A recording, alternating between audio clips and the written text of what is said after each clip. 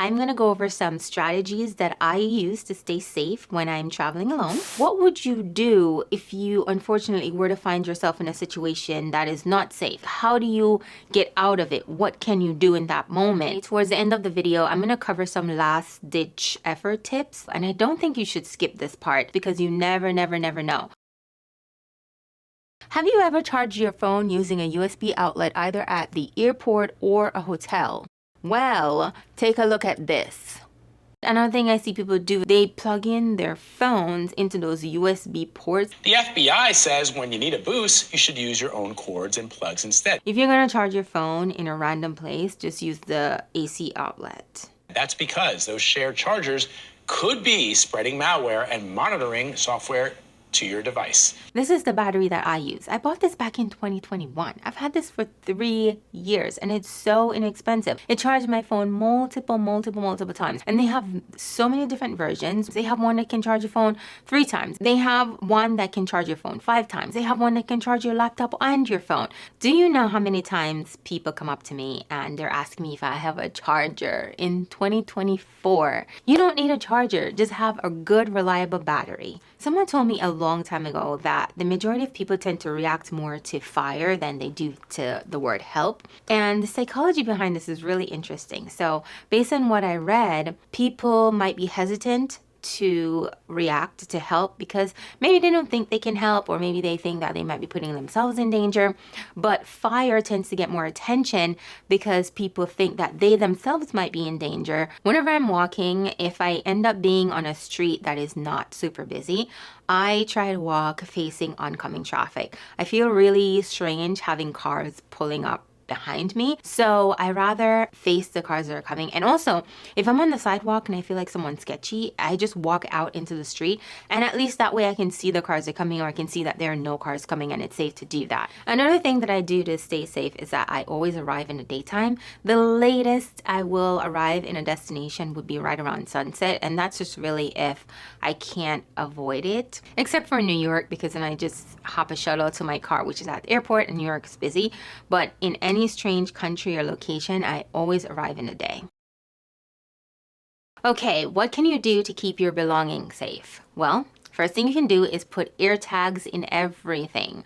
I started doing this lately, and it really works because when I'm on a flight, before it takes off, I like to log into my Find My app, and I can see that the luggage that I checked is next to me, meaning that it's on the plane, and that just gives me a lot of comfort. But there have been so many news stories where people have lost their luggage, and because they had an air tag inside, they were able to find them. A man's luggage was lost at Hartsfield-Jackson International Airport, but he had an Apple AirTag. This story is so unbelievable. This is why air tags are important. He found it alongside a man who was wearing his clothes. What I would recommend though, because AirTags are getting so popular, I wouldn't make it obvious. I wouldn't just put it inside a pocket where you can see it right away. If I'm taking a long flight, I'll bring a backpack because I can lock it. And I really like this travel lock because it comes with this steel cable. And I use this for so many things. I'll use it sometimes in a lounge. Let's say I find a nice seat and I want to run to the restroom really quickly and I don't want to pack all my stuff and take it with me. I'll just lock my bag and just use the cable to secure it to something stationary. And then I'll just go and do what I need to do. I'll go and I get food. I'll just go use the bathroom. I'll do whatever I want, but I'll come back and my stuff will be safe. I'm not worried that someone's gonna walk off with my belongings. Also, I use it in hotel rooms, especially on days when I'm having the cleaning service.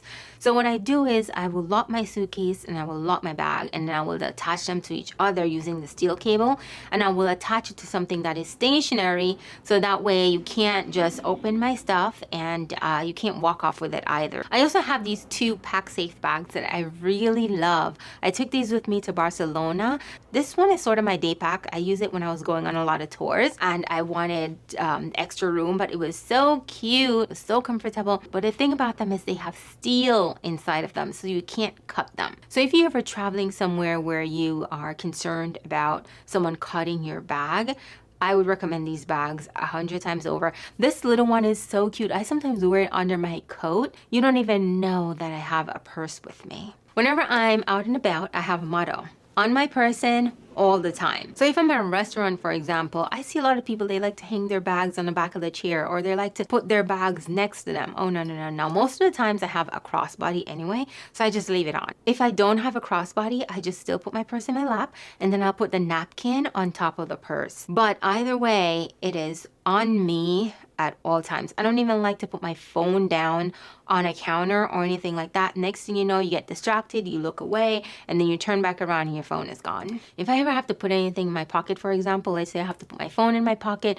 I just also put my hand in my pocket and just hold my phone inside. So that way no one can just, stick their hand in my pocket and steal from me. By the way, I made another video where I went over Airbnb safety, hotel safety, and I gave you a bunch of lines and things that you can say to people to help keep you safe. That video will be linked at the end. Okay, let's talk about how to keep your money safe. So first thing is what I call a 2-stash rule. So let's say I'm going on a trip and I have 2 credit cards with me and I have $400 in cash. What I like to do, I will have 1 credit card and $200 in maybe my wallet or something like that. And the second credit card and the other $200 I'll have somewhere separate, maybe in my suitcase or somewhere locked in my hotel room. That way, God forbid, if anything happens, I'm not out of all my money and all my cards.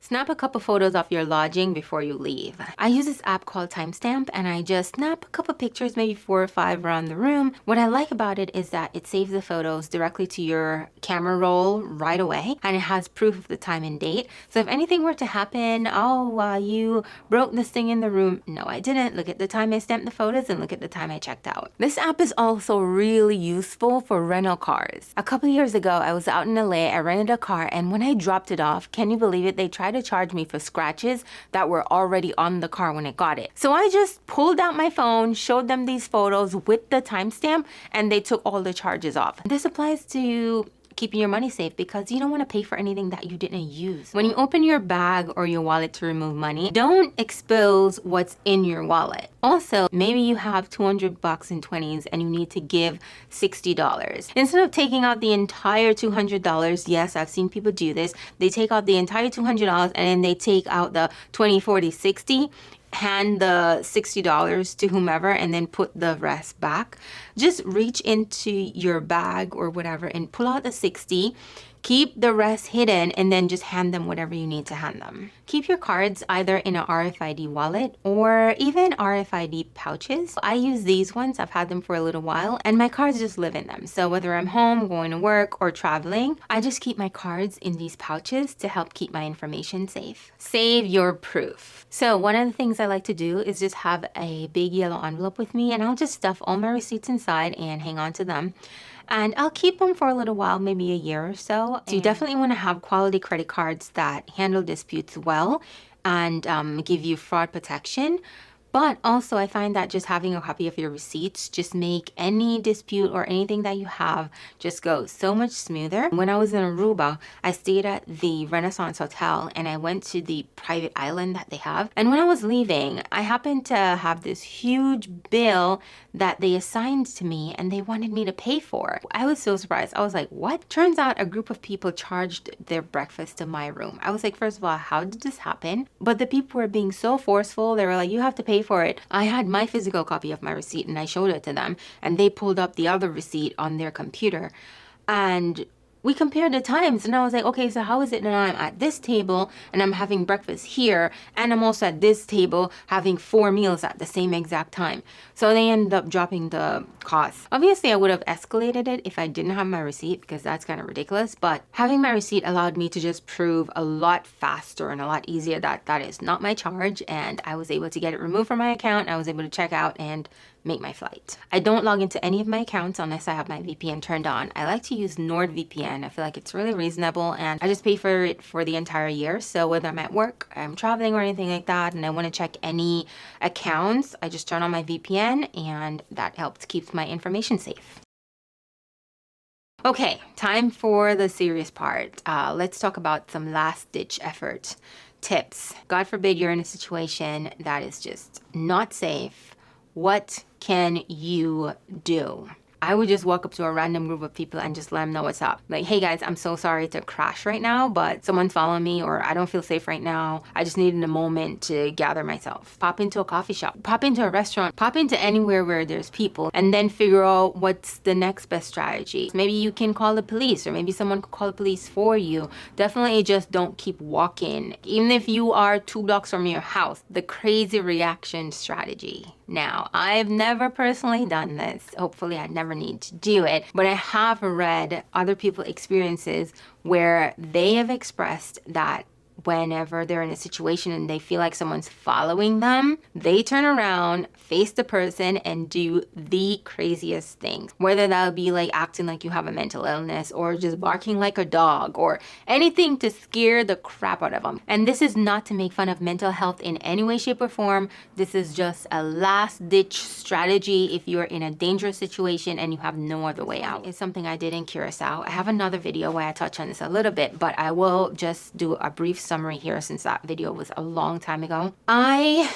was staying in a hotel that was about 20 minutes plus away from the popular area. I had a private taxi service that I was using that was super reliable through the hotel. I was using them to go back and forth. I felt really safe because I had all their information in advance. But on the Sunday, I took it to go eat dinner and ended up going into this beach club, and I was having a great time. And I didn't realize that they weren't open as late.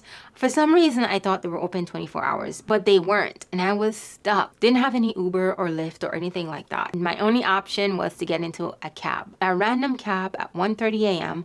with no one to call to let them know that I'm getting in the cab. I walked up and this taxi driver was like, "Where are you going? I can take you." And I was like, I would go with you, but I would feel better, or I would feel more safe if I took a picture of your license plate and, I took a photo of you. How would you feel about that? Now, I want to point out, this isn't me admitting to him that I'm alone. It's obvious I'm alone. I'm getting in his cab alone, and I'm going 20 minutes away. And the way the island is set up, I have to go past this deserted area. It's not like I am in a big city and I'm just taking the cab from like 34th Street to downtown Manhattan. It's not like that at all. And I said, I just have to take a quick photo of you and just send it to my friend just to be safe. And he was like, yeah, sure. So I took a picture of him, and then I didn't go in the car right away. I paused. I pretended like I was sending it. Okay.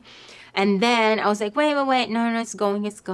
And I was like, okay, it's sent. I asked him the price before I went in the car. Now, as soon as he started his engine, I pretended to make a call to my friend, right? I was like, hey, I'm on the way. I sent you a photo of the driver for the cab that I'm in right now. And we're going to be there in, wait, hold on. Sir, how many minutes are we going to be there?